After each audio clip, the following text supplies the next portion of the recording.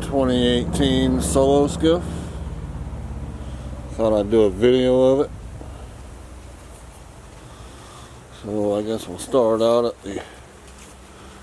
the riser. It's a 2-inch riser. It just raises the motor up about 2 inches to allow you to get into shallow water. Right there's the fish finder transducer. I just have it flipped up.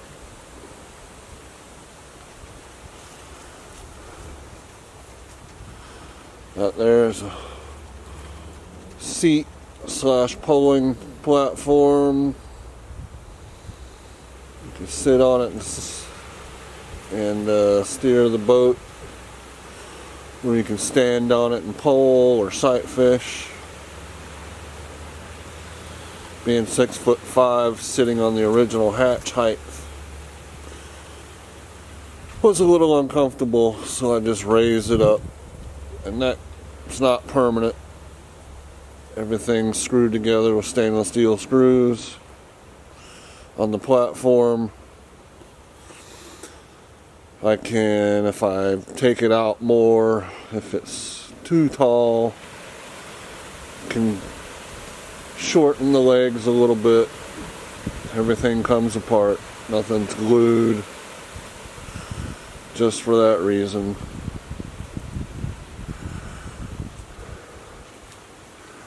Right there is the Lowrance fish finder.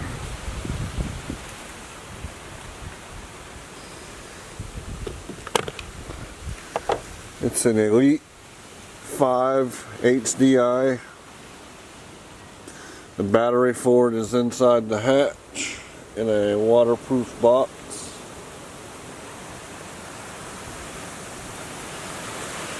The port that you see there, I'm not sure why they put that there. It was not done by me. The rod holders that you see, or the areas where you slide the tips into, I've taken those out on the inside tubes. I just don't use them. I just don't see laying your rods on the back of the boat where the reels are going to lay. In this area right in here, as you can see, there is no transom to keep the water out. So if you do have to put it in reverse, obviously all the water is coming up into the foot area of the skiff, thus getting all your rods and reels wet. So I took the tubes out of those little black things. The tubes come off on the inside. You can just pull them right off. If you undo those 4 screws and pull the tubes out, like I said, those tubes will pull off those fittings right there. You don't have to cut anything or do anything different.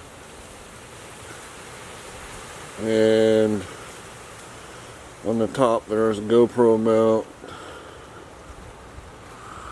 This right here is the box where you can put your drinks or your fish inside. Right now it's holding my rod holders for the back Scotty mounts that you see back there.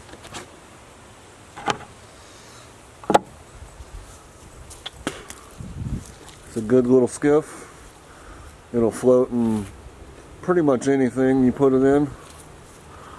Went fishing a couple weekends ago behind the Yankeetown power plant, or the Crystal River power plant, during low tide, and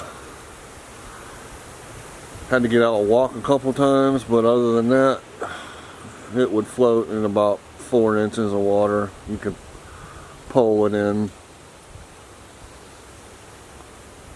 It'll float, and maybe it'll go in about 2 inches of water, but you have to get out and walk, which is no big deal. I'd only have to walk a little bit to get over the oyster bars, and after that I'd get back in it and pole. You can paddle it, but it's not fun. You don't expect to go very fast. Pulling it seems to me a lot faster. Right down there on the ground is my pole. It's basically just a pine rod, 1.25 inch pine rod from I think I got that one from Lowe's or Home Depot, but they have them at Lowe's also. I think they're 10-foot lengths, maybe 12-foot lengths, and they're like 20 bucks. And that works fine for me for the moment.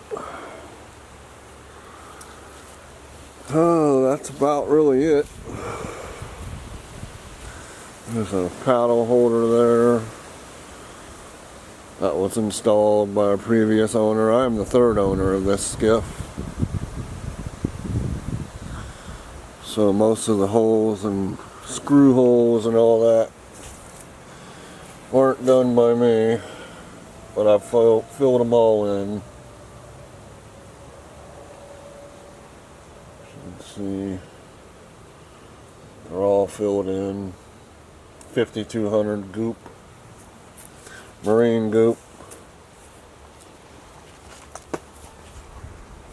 There are no holes below the transom line, except for right there where our previous owner decided to attach the transponder or transducer to the back of the skiff, but another owner decided to move it to the rail there, the grab bar. So all those holes are sealed. It's pretty waterproof. I've been out on it a couple times, and the only water that really gets in it is rainwater. And in the end, other than that, it's pretty watertight.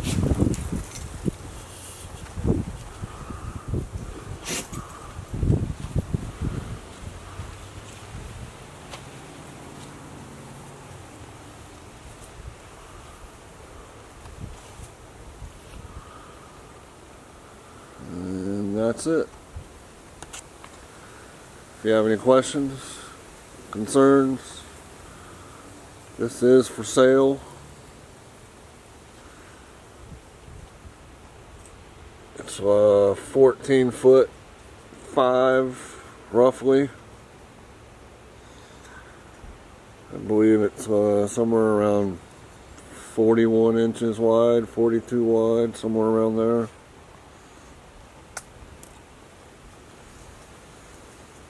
If you have any questions, hit me up.